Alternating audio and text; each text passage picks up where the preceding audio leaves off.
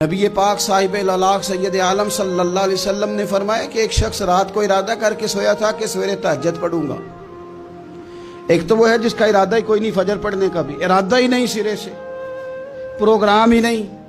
اس کو پتہ چل گیا کہ ڈاکٹر نے کہا تھا 7-8 گھنٹے سونا ہے، تو اب وہ ٹائم دیکھ رہا ہے 2 بجے سو رہا ہوں، 10 بجے اٹھ جاؤں گا۔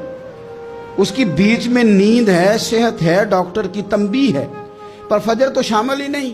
حالانکہ اس بات کو اچھی طرح سمجھ لیں، اگر آپ کا فجر پڑھنے کا ارادہ ہے اور 4 بجے کا 3:45 بجے کا آپ نے الارم لگا لیا ہے، تو 2 دن آپ کو الارم جگائے گا، تیسرے دن آنکھ خود بخود کھل جائے گی۔ انسان کی نفسیات ہوتی ہے کہ 2 دن وہ کسی چیز بھی اپنی عادت کو سونے جاگنے میں پکا لے تو تیسرے دن وہیں اس کا وہ مزاج بن جاتا ہے۔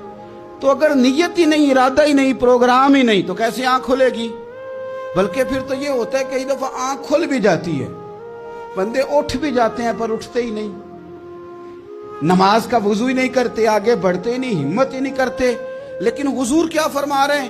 کریم محبوب علیہ السلام فرمانے لگے جس کا تہجد پڑھنے کا ارادہ تھا لیکن نیند غالب آ گئی، اٹھ نہیں سکا۔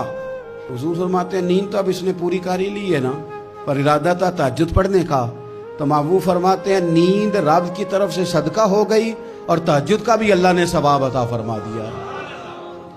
ارادے صاف کرے، پکے کرے، نیتیں کھری رکھے، نیت صاف رکھے، اخلاص پیدا کرے، تو پھر تو گھر میں بیٹھے بیٹھے بڑی نیکیوں کا ثواب ملتا ہے۔